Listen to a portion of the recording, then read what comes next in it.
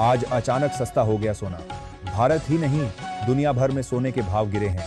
नमस्कार दोस्तों, आप सभी का एक बार फिर से स्वागत है आपके अपने भरोसेमंद प्लेटफॉर्म पर, जहां हम आपको सोना और चांदी से जुड़ी हर जरूरी जानकारी बिल्कुल आसान और समझने योग्य भाषा में देते हैं। आज की यह अपडेट खास होने वाली है क्योंकि बाजार इस समय ऐसे मोड़ पर खड़ा है जहां से अगले हफ्ते बड़ा मूव देखने को मिल सकता है।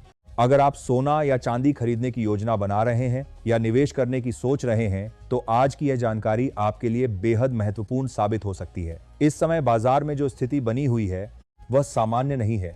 कीमतों में लगातार उतार चढ़ाव देखने को मिल रहा है और यही कारण है कि हर कोई ये जानना चाहता है कि आगे क्या होने वाला है।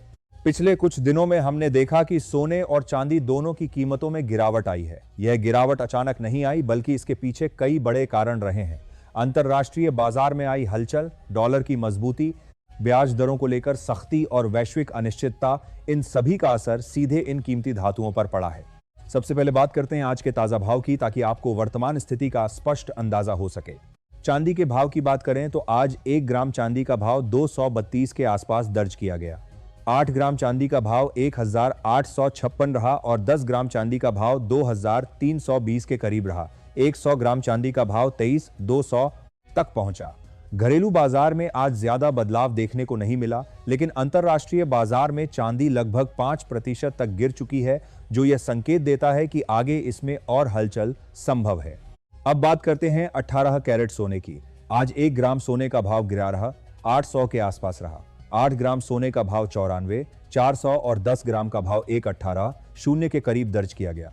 100 ग्राम सोने का भाव 1180 शून्य तक रहा। इसमें आज कोई बड़ा बदलाव नहीं देखा गया, लेकिन पिछले दिनों की गिरावट का असर अभी भी बना हुआ है। 22 कैरेट सोने की बात करें तो 1 ग्राम का भाव 14,300 के आसपास रहा। 8 ग्राम का भाव 1,14,400 और 10 ग्राम का भाव 1,43 शून्य के करीब दर्ज किया गया। 100 ग्राम सोने का भाव 14,30 शून्य तक पहुंचा। यहां भी आज बाजार स्थिर दिखा, लेकिन अंदरूनी दबाव अभी भी बना हुआ है। अब बात करते हैं 24 कैरेट सोने की, जिसे सबसे शुद्ध माना जाता है। 1 ग्राम सोने का भाव 14,800 के आसपास रहा। 8 ग्राम का भाव 1,18, 400 और 10 ग्राम का भाव 1,48 शून्य के करीब दर्ज किया गया। 100 ग्राम का भाव 1,18, 800 के आसपास रहा। 8 ग्राम का भाव 1,18, 1480 शून्य तक पहुंचा। आज इसमें कोई बड़ा बदलाव नहीं हुआ, लेकिन हाल ही में आई गिरावट ने इसे खरीदारों के लिए आकर्षक बना दिया है। अब सबसे महत्वपूर्ण सवाल, अगले हफ्ते क्या होगा? दोस्तों, अगर हम पूरे बाजार को ध्यान से समझें तो इस समय 2 बड़ी ताकतें काम कर रही हैं। पहली ताकत है मजबूत डॉलर और ऊंची ब्याज दरें। जब डॉलर मजबूत होता है और ब्याज दरें ऊंची रहती हैं, तो सोना और चांदी पर दबाव बनता है। निवेशक अपना पैसा सुरक्षित और ब्याज दरें अपने बाजार को धान कर रही हैं, देने वाले विकल्पों में लगाने लगते हैं, जिससे सोने की मांग कम हो जाती है। दूसरी ताकत है वैश्विक अनिश्चितता। दुनिया के कई हिस्सों में तनाव, आर्थिक चुनौतियां और अस्थिरता बनी हुई है। ऐसे समय में निवेशक सुरक्षित विकल्प की तलाश करते हैं और सोने की ओर रुख करते हैं। यही कारण है कि सोना पूरी तरह गिर नहीं रहा, बल्कि एक स्तर पर जाकर संभल भी रहा है। यानी बाजार में एक तरफ गिरावट का दबाव है और दूसरी तरफ तेजी का सपोर्ट। यही कारण है कि कीमतें एक रेंज में घूम रही हैं और अचानक बड़े मूव देखने को मिल रहे हैं।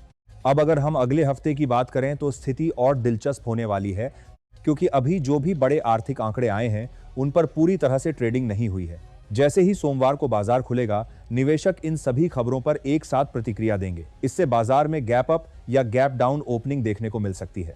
इसके अलावा आने वाले दिनों में कुछ महत्वपूर्ण घटनाएं भी हैं जो बाजार की दिशा तय कर सकती हैं, जैसे फेडरल रिजर्व की मीटिंग के मिनट्स और अमेरिका का महंगाई डाटा। ये दोनों फैक्टर बहुत अहम हैं। अगर महंगाई ज्यादा आती है तो ब्याज दरें ऊंची रह सकती हैं, जिससे सोने पर दबाव बनेगा। लेकिन अगर महंगाई कम होती है तो बाजार को राहत मिल सकती है और सोने में तेजी देखने को मिल सकती है। अब चांदी की बात करें तो यह सोने से ज्यादा वोलेटाइल होती है, यानी इसमें तेजी भी ज्यादा होती है और गिरावट भी ज्यादा होती है। चांदी पर इंडस्ट्रियल डिमांड का भी असर पड़ता है। अगर इंडस्ट्री में ग्रोथ की उम्मीद रहती है तो चांदी में तेजी आती है, लेकिन अगर इंडस्ट्रियल गतिविधि धीमी पड़ती है तो चांदी दबाव में आ जाती है। अभी जो संकेत मिल रहे हैं उसके अनुसार चांदी में शॉर्ट टर्म में थोड़ी गिरावट के बाद रिकवरी देखने को मिल सकती है। अब बात करते हैं आपको क्या करना चाहिए। अगर आप ट्रेडिंग करते हैं तो इस समय बहुत सावधानी बरतने की जरूरत है। बाजार में वोलेटिलिटी बहुत ज्यादा है और छोटे मूवमेंट भी बड़े नुकसान का कारण बन सकते हैं, इसलिए स्टॉप लॉस का इस्तेमाल करना बेहद जरूरी है। अगर आप ज्वेलरी खरीदने की सोच रहे हैं तो घबराने की जरूरत नहीं है। अभी जो गिरावट आई है वो आपके लिए एक अच्छा मौका हो सकता है, लेकिन एक बार में पूरी खरीदारी करने के बजाय थोड़ा थोड़ा करके खरीदना बेहतर रहेगा।